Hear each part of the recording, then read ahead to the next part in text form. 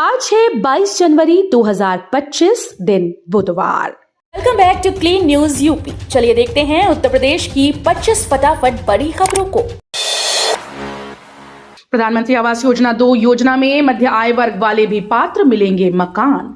योगी सरकार उत्तर प्रदेश में प्रधानमंत्री आवास योजना शहरी 2 लागू करने जा रही है। इस योजना में दुर्बल आय वर्ग, निम्न आय वर्ग के साथ ही इस बार मध्य आय वर्ग वालों को भी पात्र माना गया है।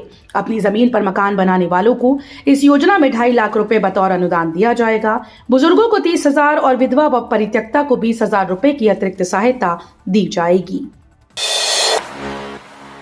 कानपुर फर्टिलाइजर में जल्द शुरू हो सकता है उत्पादन। गैस आपूर्ति पर केएफसीएल और गेल प्रबंधन की बैठक के बाद मिले संकेत।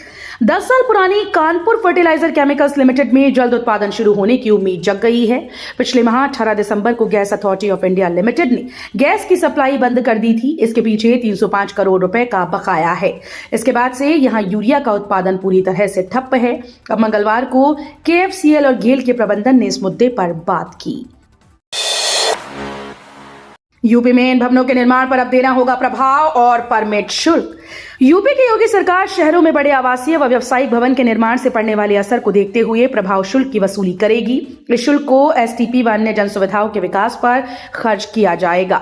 इसी तरह आवासीय व व्यावसायिक निर्माण के दौरान निरीक्षण पर आने वाले खर्च के एवज में परमिट शुल्क की वसूली की जाएगी। इसे भी जन सुविधाओं पर खर्च किया जाएगा। 26 जनवरी से लागू हो रहा ये नया नियम वाहन चालकों के लिए परिवहन विभाग ने जारी किया आदेश। काशी में साल 2024 में 3,28,591 वाहनों का चालान हुआ और 22.10 लाख रुपए जुर्माना सिर्फ हेलमेट न पहनने वालों से वसूला गया। सड़क हादसे की रोकथाम के लिए परिवहन विभाग ने 26 जनवरी से हेलमेट अनिवार्य कर दिया। पेट्रोल पंपों पर बिना हेलमेट के किसी भी 2 पहिया वाहन सवार को ईंधन नहीं दिया जाएगा। यह आदेश परिवहन विभाग की ओर से पेट्रोल पंप संचालकों को जारी किया जा चुका है। योगी सरकार की पहल 1.33 लाख परिषदीय विद्यालयों में गूंज रहा काव्य पाठ। अव्वल बच्चे होंगे पुरस्कृत। प्रदेश सरकार की अनूठी पहल के तहत प्रदेश के 1.33 लाख से अधिक परिषदीय विद्यालयों में 1.40 करोड़ से अधिक बच्चों के बीच देशभक्ति की कविताओं की गूंज सुनाई दे रही है। बेसिक शिक्षा विभाग की ओर से जारी विज्ञप्ति के मुताबिक छात्रों में रचनात्मकता और राष्ट्रभक्ति की भावना को विकसित करने के उद्देश्य से आयोजित इस कविता पाठ प्रतियोगिता में अव्वल छात्रों को पुरस्कृत किया जाएगा। गाजियाबाद में अब नहीं कर सकेंगे अवैध निर्माण, अफसरों को भी बेनकाब करेगा जीडीए का नया सॉफ्टवेयर। अनियोजित विकास जिले की प्रगति में बाधक बनता है। इस अनियोजित विकास पर लगाम लगाने के लिए जीडीए के द्वारा नया सॉफ्टवेयर तैयार किया जा रहा है, जो कि न केवल अवैध निर्माण बल्कि अवैध निर्माण करने वाले निर्माणकर्ता को शह देने वाले जीडीए के अधिकारियों को भी बेनकाब करेगा। ये सॉफ्टवेयर कैसे काम करेगा, इसकी तस्वीर भी जीडीए वीसी ने अवैध रूप से बने एक वेयर हाउस की पहचान कर साफ कर दी है। 20,000 किलोमीटर में बनेगा क्रीड़ा। कानपुर समेत 8 जिलों तक होगी सीमा। प्रस्तावित Kanpur region integrated development authority क्रीड़ा का क्षेत्रफल 1,000 वर्ग किलोमीटर से अधिक होने की संभावना है। इसके परिक्षेत्र का विस्तार महानगर के अलावा कानपुर देहात, औरैया, कन्नौज जिले की सीमा तक रहेगा। साथ ही बांदा, फतेहपुर, जालौन, हमीरपुर जिले की सदर तहसील के क्षेत्र को भी इस अथॉरिटी में रखा जाएगा। नोएडा के इन रूट्स पर सावधानी से जाना। लेन ड्राइवर के उल्लंघन पर 1,500 जुर्माना। नोएडा ट्रैफिक पुलिस जल्दी 3 प्रमुख मार्गों एमएटी यूनिवर्सिटी के पास चरखा गोल चक्कर, गार्डन गैलेरिया मॉल से फिल्म सिटी तक और दलित प्रेरणा स्थल के पास पक्षियों को खिलाने की जगह पर लेन ड्राइविंग लागू करने वाली है, जिससे इन रास्तों पर अक्सर होने वाली जाम की समस्या से निपटा जा सके। नोएडा और ग्रेटर नोएडा में अब कचरे से बनेगी बिजली। इस साल 15 अगस्त से शुरू होगा संयंत्र।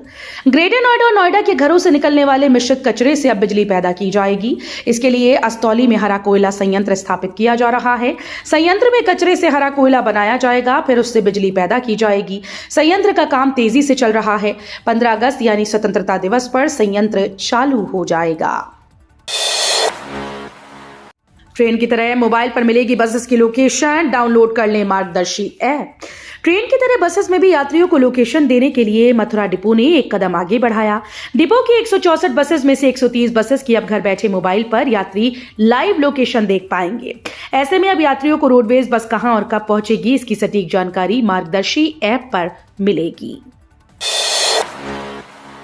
5 फरवरी को महाकुंभ आ सकते हैं पीएम मोदी। इस दिन राष्ट्रपति, उपराष्ट्रपति और गृह मंत्री भी आएंगी। प्रधानमंत्री नरेंद्र मोदी 5 फरवरी को महाकुंभ मेला 2025 का दौरा कर सकते हैं। वहीं केंद्रीय गृह मंत्री अमित शाह 27 जनवरी को मेले में शामिल होने वाले हैं।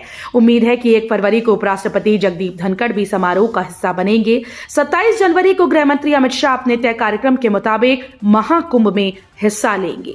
संगम में पवित्र डुबकी लगाएंगे, गंगा पूजन करेंगे और अधिकारियों के साथ बैठक करेंगे। वक्फ संशोधन विधेयक पर लखनऊ में जेपीसी की अहम बैठक। ज्वाइंट पार्लियामेंट्री कमेटी की वक्फ संशोधन अधिनियम 2024 पर महत्वपूर्ण बैठक राजधानी लखनऊ के गोमती नगर स्थित होटल मैरियाट में हुई। सांसद जगदंबिका पाल की अध्यक्षता में हुई इस बैठक में उत्तर प्रदेश अल्पसंख्यक कल्याण विभाग, अल्पसंख्यक आयोग, मुस्लिम धर्मगुरु मौलाना खालिद रशीद, मौलाना सैफ अब्बास, शिया वक्फ बोर्ड के अध्यक्ष सैयद अली जैदी, सुन्नी सेंट्रल वक्फ बोर्ड के अध्यक्ष जफर फारूकी सहित कई विशेषज्ञ और जानकार लोग शामिल हुए। नियमावली के बिना पदोन्नति और तैनाती पर योगी सरकार सख्त। 150 लेखा परीक्षकों की प्रमोशन रद्द। प्रदेश सरकार ने निदेशक सहकारी समितियां और पंचायत लेखा परीक्षा के द्वारा करीब 150 ज्येष्ठ लेखा परीक्षकों की सहायक लेखा परीक्षा अधिकारी के पद पर मनमाने ढंग से की गई पदोन्नति व तैनाती निरस्त कर दी है। इसके साथ ही निदेशक से इस मामले की मूल पत्रावली तत्काल शासन भेजने के निर्देश दिए। पश्चिम उत्तर प्रदेश में विकास की नई लहर। महाकुंभ मेले में यमुना एक्सप्रेसवे प्राधिकरण ने लगाए स्टॉल्स। औद्योगिक विकास मंत्री नंद गोपाल नंदी ने महाकुंभ में यमुना विकास प्राधिकरण के स्टॉल्स का उद्घाटन किया। उन्होंने कहा कि नोएडा इंटरनेशनल एयरपोर्ट जेवर के निर्माण से पूरे पश्चिम उत्तर प्रदेश में विकास की एक नई लहर आ गई है। राम मंदिर के परकोटा निर्माण की चुनौती बरकरार। 15 दिन में ट्रस्ट के सुपुर्द होंगे पूरे काम। यूपी के अयोध्या में मंगलवार को राम मंदिर भवन निर्माण समिति की बैठक का दूसरा दिन था। निर्माण कार्य में अभी भी श्रमिकों की कमी बताई जा रही है। एलएनटी से कहा गया कि वो श्रमिकों की संख्या बढ़ाए। वहीं परकोटा यानी राम मंदिर की परिक्रमा मार्ग बनाने की चुनौती अभी भी बरकरार है। पूरे हुए कार्य 15 दिन के अंदर ट्रस्ट को सौंप दिए जाएंगे। राम मंदिर परिसर में 20 एकड़ जमीन पर वनस्पति सौंदर्य की व्यवस्था की जा रही है। प्रयागराज संगम में करना चाहते हैं स्नान, बोट राइडिंग से ले सकते हैं लाभ। उत्तर प्रदेश के प्रयागराज में महाकुंभ के आयोजन को लेकर सरकार की ओर से तैयारियों को पुख्ता बनाया जा रहा है। महाकुंभ के दौरान संगम क्षेत्र में स्नान के लिए आने वालों को संगम की धारा तक ले जाने की व्यवस्था की गई। पांचों पुलों को पार कर पैदल चलते हुए संगम की धारा तक पहुंचना पड़ता है। अब सीधे धारा के बीच का आनंद लोग बोट के जरिए ले सकते हैं।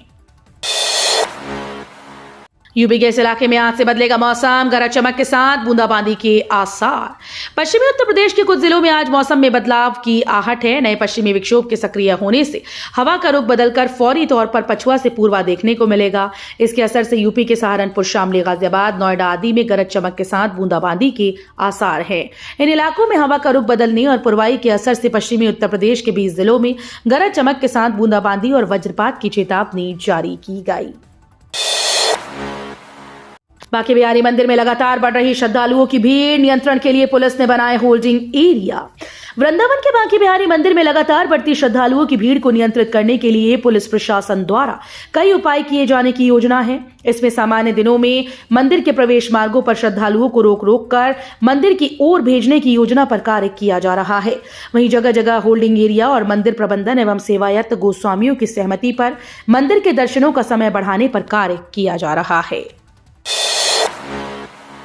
हलाल प्रकरण पर सुप्रीम कोर्ट के फैसले को मौलाना शहाबुद्दीन ने बताया सही। ऑल इंडिया मुस्लिम जमात के राष्ट्रीय अध्यक्ष मौलाना शहाबुद्दीन रजवी बरेलवी ने सुप्रीम कोर्ट के फैसले पर प्रतिक्रिया देते हुए कहा कि हलाल प्रमाणन काफी वर्षों से दिया जा रहा था।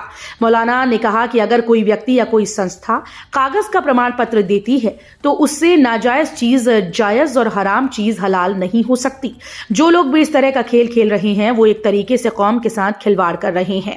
इस संबंध में सुप्रीम कोर्ट के द्वारा दिया गया आदेश बिल्कुल सही है।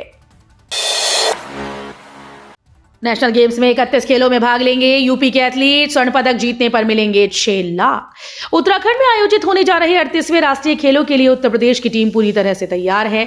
इन खेलों का आयोजन 28 फरवरी से 14 फरवरी 2025 तक उत्तराखंड के विभिन्न स्थानों पर किया जाएगा, जिसमें उत्तर प्रदेश के खिलाड़ी 31 खेलों में अपनी चुनौती पेश करेंगे। व्यक्तिगत प्रतियोगिताओं में पदक जीतने वाले खिलाड़ियों को उत्तर प्रदेश की सरकार की ओर से पुरस्कार दिया जाएगा।